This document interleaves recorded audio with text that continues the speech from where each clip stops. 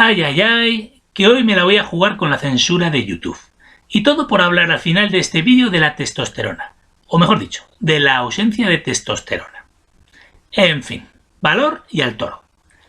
La verdad es que estoy enfadado conmigo mismo por haber tardado tanto tiempo en entender qué demonios les pasa a los europeos de hoy en día.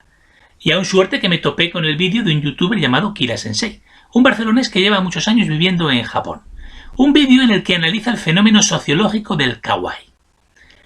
Gracias a Kira y sus reflexiones sobre el kawaii, por fin pude entender muchas cosas sobre los actuales europeos que se me habían pasado por alto.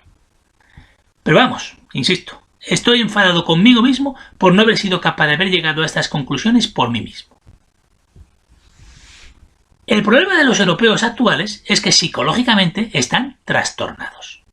Padecen un síndrome de Estocolmo como una catedral de grande. Como sabéis, la definición de este síndrome es el siguiente. Trastorno psicológico temporal que sufre la persona que ha sido secuestrada y que consiste en mostrarse comprensivo y benevolente con la conducta de los secuestradores e identificarse con sus ideas, ya sea durante el secuestro o tras ser liberada. Pues bien, en el siglo XX los británicos y los norteamericanos, o mejor dicho, los banqueros sionistas de Londres y Nueva York, lograron hacerse con el control de Europa, y desde entonces la mayoría de los europeos padecen este síndrome. De verdad que no entiendo y que no me perdono que yo haya tardado 40 años en percatarme de esta situación. Algunos de vosotros os preguntaréis cómo es posible que haya tardado tanto tiempo en darme cuenta. Permitidme que os haga una pregunta. ¿Acaso son conscientes los peces de que están rodeados de agua? A veces lo más difícil de ver es justo lo que tiene delante tuyo. Para comprender lo que les pasa a los europeos de hoy en día, lo mejor que podemos hacer es analizar qué les pasa a los japoneses de hoy en día. Los japoneses de antes eran así. Los de hoy en día son así. ¿Cómo se ha podido producir semejante transformación en tan solo 30 años? Los que van de 1945 a 1975, más o menos el año en que surgió el fenómeno kawaii. ¿Qué ha podido generar un cambio tan profundo en la psique del pueblo japonés en un periodo de tiempo tan corto? Un trauma. En este caso, una dura derrota militar. Puesto que los seres humanos a la hora de la verdad somos monos con un cerebro un poco más grande de lo habitual, lo cierto es que la respuesta a casi todas las dudas que tenemos sobre el origen de nuestro comportamiento y nuestras actitudes las podemos encontrar en el reino animal.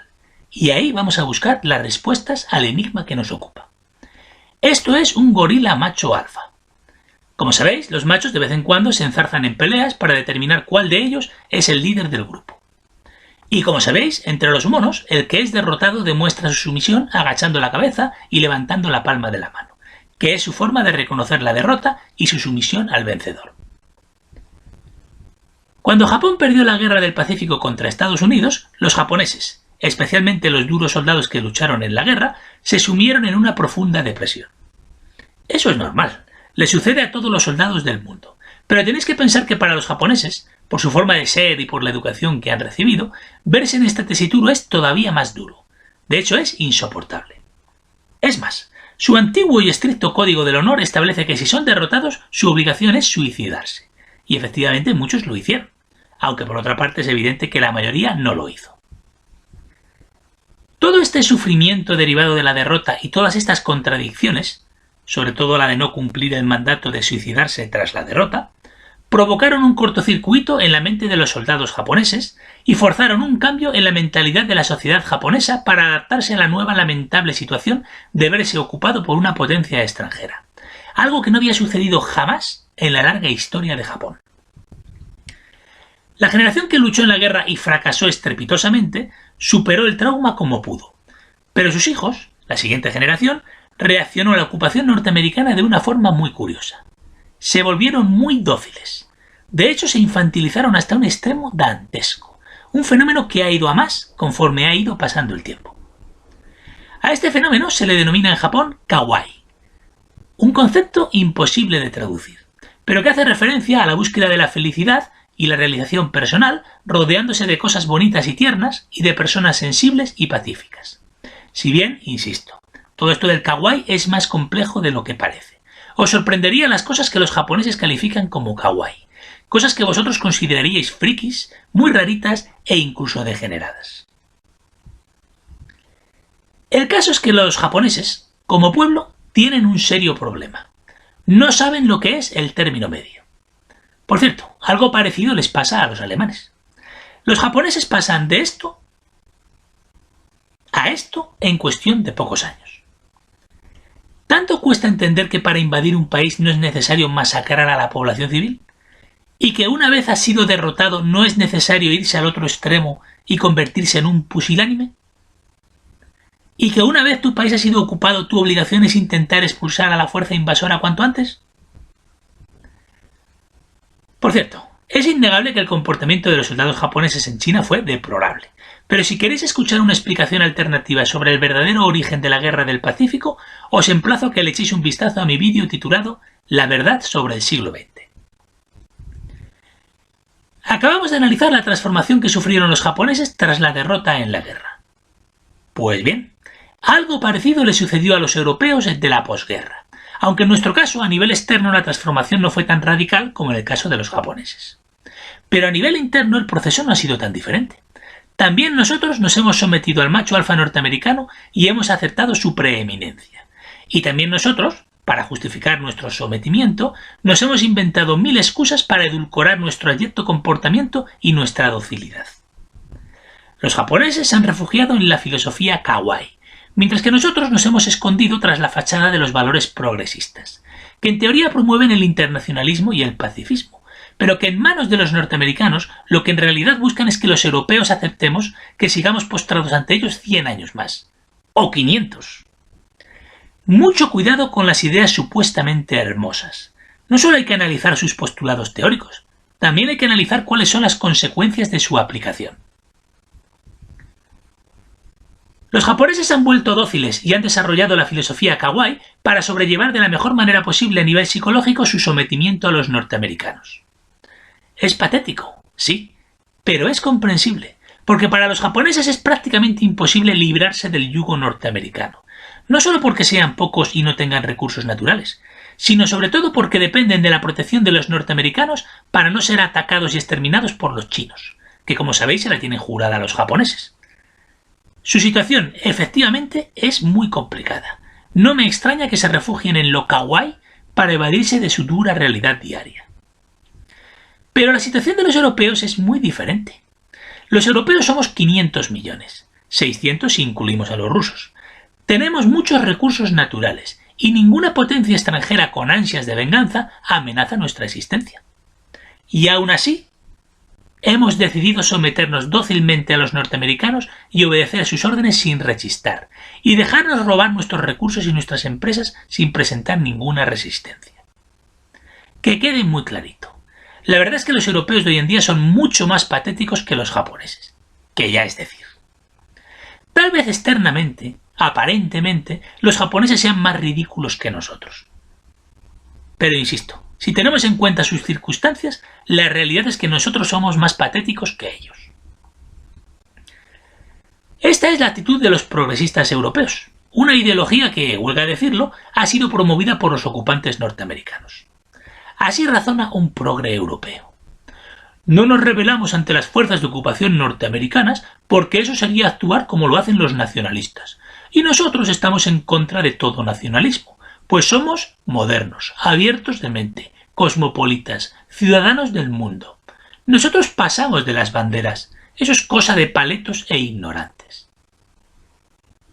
¡Anda ya! La verdadera razón por la que los europeos de hoy en día no expulsan a los norteamericanos de Europa es porque son unos cobardes. Pero como a nadie le gusta reconocer que es un cobarde, entonces se buscan justificaciones, a cada cual más ridícula. Y la más extendida es la que he mencionado. No cojo la bandera de mi país y la alzo para encabezar la revuelta contra los ocupantes norteamericanos porque yo estoy en contra de los nacionalismos. Claro, claro. Increíble. Alucinante. Patidifuso me quedo con esta forma de razonar. Por eso los cobardes europeos están a favor de la Unión Europea, del Banco Central Europeo y de la OTAN, que son los instrumentos que los norteamericanos, o mejor dicho, los banqueros sionistas, utilizan para dominarnos. Los europeos cobardes, que se hacen llamar a sí mismos progresistas, están totalmente en contra de hacer frente a la Unión Europea, porque si lo hacemos va a haber problemas. Probablemente incluso haya episodios de violencia. Porque no nos engañemos. Los norteamericanos no van a abandonar Europa sin presentar batalla. Y claro, los cobardes europeos de hoy en día tienen pánico a los problemas y a la violencia.